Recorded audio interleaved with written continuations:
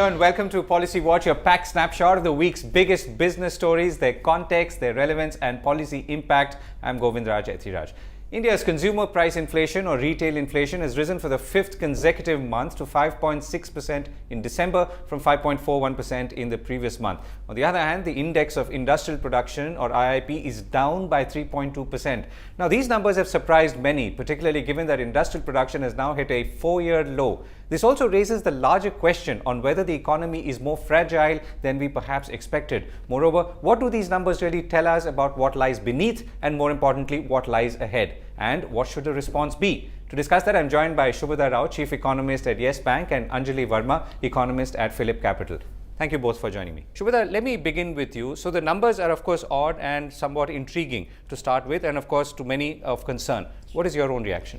I think at the outset, Govind, it needs to be pointed out that we have to look at these two numbers of October and November in conjunction, because the festive month typically sees a ramp up in the production levels, and subsequent to the festival month, you see inventory drawdown. And we've seen that happening in previous years as well. So we saw the previous month reporting a 9.9 or thereabouts in terms of IIP, and of course we were looking at a much softer growth, but definitely the negative print was a surprise, and there were one or two factors that really led to the negative print. One was, which was a negative surprise, was the capital goods production. Yes, the base does play a role, but over the last 6 months, we had seen a fair degree of a good momentum observed in the capital goods production. And also this was corroborated by the capex led by the government in terms of its planned spending. I think that was weaving in well. What really came as a much of a disappointment was this sudden momentum drop was being led by some critical items within capital goods like electric machinery or rubber insulated cables, which of course are inherently volatile, but the fact that these were doing well and suddenly you saw a kind of a stop. So capital goods was a disappointment. Consumption goods broadly have been on a relatively weaker turf, particularly non-durables. But overall, I think 3.2 in a negative zone was not anticipated, more towards a closer positive, a small positive. Okay, and I'll ask you about what lies ahead. But Ajay, let me come back to you on the inflation part. So was that a surprise to you as well? Not really. I was expecting around the same number. So overall, we are seeing inflation around the RBI's trajectory, and I think that is where it is going to persist in the coming months. Second thing, I think the determining factor going ahead will be fuel prices. How much of fuel price cut is passed on? If, let's say, it's only a larger portion is taken in by the government by hiking excise duty, then of course, it does not have significant positive impact on inflation. Right. So why is that you feel only fuel prices could be the sort of abating factor? Why not something else?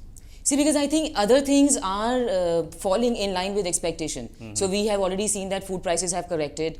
Fuel inflation has fallen as much as it could in case of WPI as well as CPI. And even core inflation is much in control. So there is no worry on all these fronts. But incrementally, the positive effect can come from the fuel inflation. Right. In some ways, that's beyond our control, because that's really a factor of fuel prices either falling further or being passed on. Or I mean, other factor is if government is taking in as excise duty hike or passing it on to the consumer. What about food inflation? Now that's risen somewhat worryingly as well.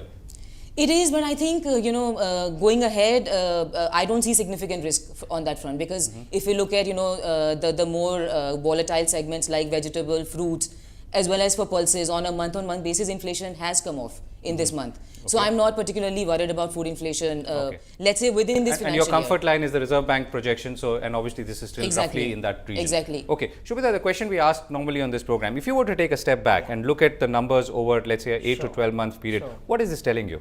Well, I think the headline message would be that we are slightly disappointed at the pace of growth, in pace of recovery, which we were actually penciling in a growth of about close to 7.5%, which was revised and marked down earlier on. And this 7.5 is also looking at slight risk, not a big risk, but a slight risk, as exports have shrunk very sharply. While we definitely knew that exports are not likely to grow, but the degree of contraction has been rather intense. Also, the government-led capex translating into headline numbers is not yet forthcoming on a sustained basis for a broad-based growth, and that is what is prompting prompting us to mark down growth. So the first message would be a downside surprise on growth. Second, while I agree with Anjali in part of fuel that how much of excise will translate, I get a bit worried about food inflation because this was the month where a large part of us were anticipating that while the food momentum will be easing, but this was not really forthcoming. In fact, items like cereals, wheat, have really gone up. Vegetables and fruits have corrected to a large extent as anticipated. No, but temporary aberration or? That's exactly. My outlook is that if we are seeing a warm winter, we will see some pressure on production of cereals. So the pace of declining food inflation that was being earlier anticipated may not be forthcoming. Okay. And therefore that is a point of worry. And that's you're saying is because of weather reasons? That's climate change reasons. Having said, we still anticipate the broader, as Anjali was also pointing out, core inflation remains well within range. We are actually seeing a somewhat downside surprise on our inflation versus what RBI is projecting at 5.8. We still see a small room of 40 basis point downside surprise for inflation in January. And would that pave way for monetary policy easing? To my mind, it does open up a small room of 25 which was perhaps not there or didn't look like it was which there. Didn't look, which was being waited and watched upon. But I think 25 basis points, because this January would be a critical month because 5.8 was one. Okay, so let me pick up on one point you mentioned, which is exports, right? So we've talked about some of the potential tailwinds, which are very small in the Indian context, which is domestic capex. But the global economy is still looking weak. And we've had the whole China blow up in the last 3 weeks. So what does that mean? Actually, China slowdown was not unanticipated. I think what has been making the markets a bit more nervous is the policymakers' take on which way they want to go on a sustained basis, be it it's a currency management or how they are looking to revive the economy. I think these two factors are keeping the markets guessing, and we've had 2 bouts of the currency-led volatility in the financial markets, and I'm afraid this is likely to continue. So our early expectation that it would be a very gradual and systematic devaluation may not really play out. So probably, we could see some of these spurts of volatility may persist, in pockets of time going forward. Right. So, Anjali, what are you focusing on as the 1 or 2 numbers that would either give you comfort or discomfort in the next 3 months? Now it's the budget time, so we'll be looking at fiscal deficit. Okay. For this year, we are expecting that 3.9% that government has budgeted will be achieved by doing a lot of things, in the sense that I think looking at the revenue collections that government has so far, they will have to, continue to increase excise duty on petrol and diesel, and only, by doing that, they'll be able to balance. So it's a balancing act. However, the crucial part will be, what they are forecasting for FY17. So we are expecting a slippage of about 40 to 50 basis points, because government has, has been expecting a 3.5% or has been guiding a 3.5% for FY17. So we are expecting a slippage over there by about 40-50 basis points, so 3.9%. And this is, of course, largely coming because of the 7th pay commission. Okay. So what needs to be done then? If assuming, let's say, work has to be done on the fiscal deficit, work has to be done to rein in inflation further, and we have to do something to ensure that the economy is not fully exposed to the headwinds that we're seeing internationally. So see, I think one expectation that I would have from the government is probably, for the time being, allow the fiscal deficit to slip a little. Do not stay focused on fiscal consolidation path, because we are at a stage where domestic economy is still not recovering as everybody was hoping for. Global slowdown, is still persisting. So I would expect that government should, allow fiscal deficit to slip in FY17, because they have got this obligation of 7th pay commission. But that should not take, that should not mean that capital spending takes a backseat. So they should, meet with this obligation of 7th pay commission. Now, see, I would also see 7th pay commission as a stimulus for the time being. It's going to be a consumption stimulus, as has been the case with 5th and 6th pay commission. So that can be one stimulus which will come. And second can be, the path on capital spending stays, as government has done in this year as well. Okay, so you're saying let fiscal deficit go a little bit, because we need the funding to, keep the oils, the machinery running. Yes, Shubhada. What's your outlook? I think outlook is government needs to really look at spurring the rural economy. economy. Because at a time when we are not looking at any recovery in the global economic outlook quickly, a quick turnaround, obviously the focus has to be domestic orientation. And in that, the consumption has been lagging behind, the rural consumption has been lagging behind. So we are looking for government's incentives towards productive stimulus in the rural economy, be it on rural infrastructure. I mean, not going through the very easy route of just doling out money, but linking it to productive activities, essentially domiciled in the rural economy. And that is something that the government will really need to work hard on. And as far as the budget arithmetic is concerned, I really wish the government had stepped up its disinvestment process early on in the year gone by, or year that we are in, because that time the first quarter the markets were good. There was a significant and decent lineup of dilution of companies that government was looking to do, but somewhere government slipped on in terms of starting the process. As a result, we have a huge shortfall. This time, I hope the disinvestment targets are slightly more realistic and the government starts early on. We of course have, and this you're saying is largely because we need more money in the kitty to do the things we want to do. Absolutely, because we cannot expect global savings to come rushing in unless and until your policies are really stepping up in terms of either a GST happening. I mean, GST of course is a long-term play. But the fact is, it provides a signal that this government is able to, introduce reforms even in challenging times. Right. Okay. Anjali, last word. I mean, do you have a sort of one expectation from the budget? From the budget is only hoping that they, stay focused on capital spending. Okay, fair enough. Last word? I would think a small bit of relaxation on fiscal consolidation can be considered as long as it's the productive spending that government focuses on. Well, we've run out of time completely. Coming up on Policy Watch next, Startup India. What does the government need to do and can do to nurture India's vibrant startup ecosystem? Stay with us. Welcome back to Policy Watch. The government has launched an ambitious Startup India exercise to foster the entrepreneur and innovation ecosystem in the country. The hope is that life will become simpler for young entrepreneurs brimming with ideas on starting up new businesses. The government is also setting up a 2,000 crore India Aspiration Fund, which will be managed by the Small Industries Development Bank of India, or SIDBI, to promote and finance small enterprises. Now, the government's move will obviously help the booming startup ecosystem in India and help create jobs and growth. But what more needs to be done to ensure that young entrepreneurs are truly liberated and are able to succeed and fail as sometimes markets want them to? What more can be done in terms of infrastructure to ensure digitally enabled businesses can reach their full potential? Well, to discuss all of this, I'm joined by two early investors and votaries of India's startup ecosystem, Mahesh, Murthy, co-founder of Seedfund, and Praveen, Chakravarty, co-founder of Mumbai Angels, India's first angel investing network. Gentlemen, thank you very much for joining me today. Praveen, let me begin with you. So this is unusual for India. I mean, the government actually going and wading into this space and trying to do something literally from the front foot. Where could this go?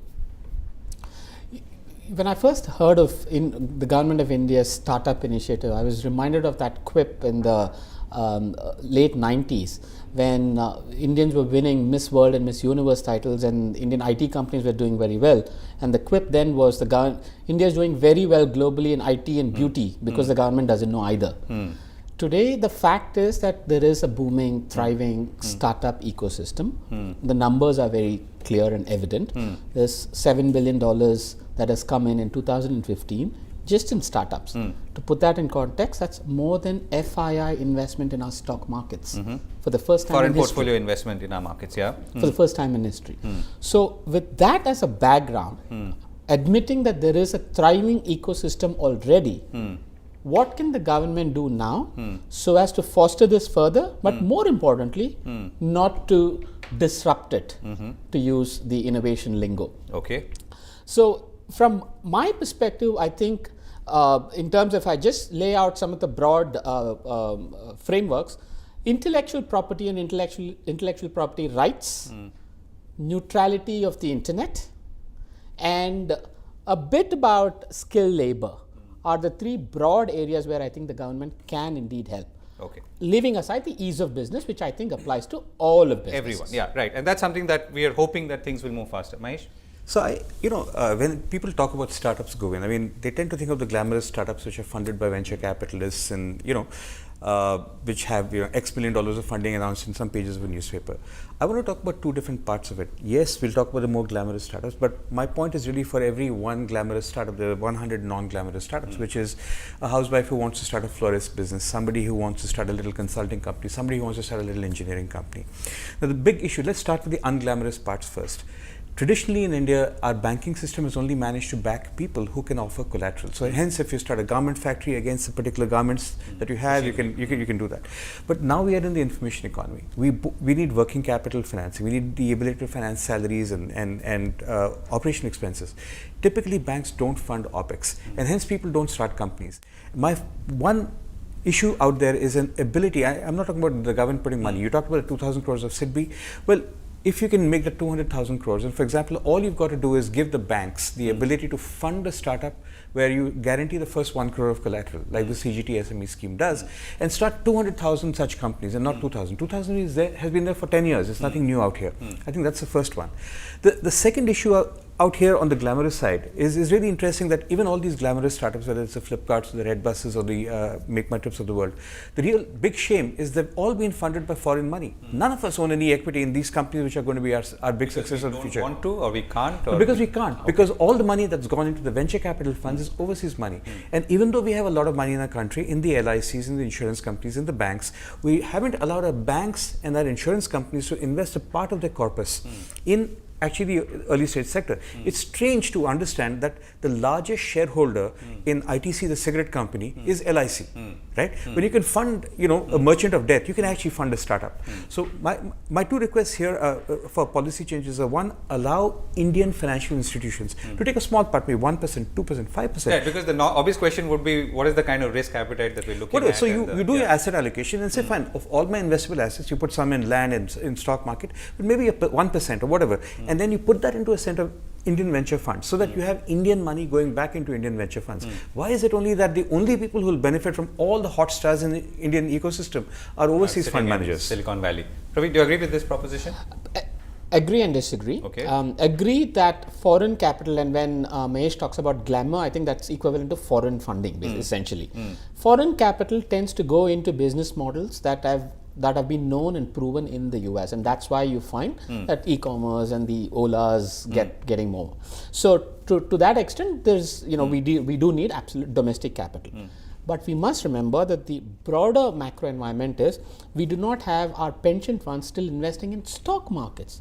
It's for the first year in 2015 that EPFO funds were allowed to be invested in index funds. With some trepidation. With some trepidation, a lot of trepidation. Given this kind of a risk appetite and given where we are in our overall development, there will be questions asked about putting taxpayer money in risky asset classes. I completely agree with Mahesh, it can be done smartly. But which is through an LIC or through... Or through default first loss default guarantee type models, through various credit mechanisms. There could be various ways to do that. Certainly not the India Aspiration Fund, which in my view aims to take taxpayer money, put it in risky venture capital funds, which are anyway getting funds from foreign investors anyway. So these are not funds that are going to be investing in social sectors where private capital may not go. Right. Private so capital may when not you say 2,000 crores should go to 200,000 crores, which is a good target or a good scalable target, where should that money come from? So actually, here's the thing, right? So that money is actually out there in cycling. First of all, this 2,000 crores is not you. SIDBI has been doing it for 10 years, right? So all one is and the way it works is very straightforward. Essentially, the nationalized banks of India, a dozen of them, should be told that you now have a mandate to fund a startup without collateral for the first 1 crore, and we will back you up at the back end. Either we will fund it, or more intelligently, we will insure it. So you put it out there, maybe 10% fail, we've got insurance coverage, and that'll pay out. So essentially, if you do this well, even if you take say 20,000 crores, you can fund 200,000 startups to a tune of 1 crore each, right? Collateral free. So essentially, wherever the money comes from, I'm saying, if the government is ready to promise 125,000 crores to Bihar and didn't do it, I mean, there must be some money somewhere. And if you are serious about this Stand-up India and Startup India, my only point here was, why are you only focusing on this quote-unquote glamorous VC-funded, outside-funded businesses? So actually fund the businesses that nobody else would touch, which really will create the the brunt of the employment. The big change that you see out here compared to 10-15 years ago is the earlier government used to believe that the way to develop India is to make the big family houses bigger, to give more land and grants to the Adanis and the Ambanis and the Tatas and the Birlas. And now I think this government has realized that the only way to get development is not to make the rich richer, but to allow small enterprises to bloom. And for that to happen, I think that's a conceptually good thing. Okay, so let's move on. So we've talked about the financing. What else are we looking at? What else do we need to do to ensure that all these enterprises, small, big, digital, non-digital, actually flourish? So a couple of things. One, I'll take a point that Praveen mentioned and take it forward. One is the simple idea of better availability of broadband across India with complete net neutrality. I mean, don't do this Facebook free basic stuff and the Airtel Zero stuff, right? That's one. The second thing is really the ability for people to fail. Right now, it takes you 4 weeks to start a company, but 7 years to shut a company down. So it's really, it's a big weight on your shoulders when you have to go through enormous numbers of audits and so on and so forth. Just make it easy. Just allow one firm to start a company and say, okay, it's over, it's done. Take the stigma of failure away from you.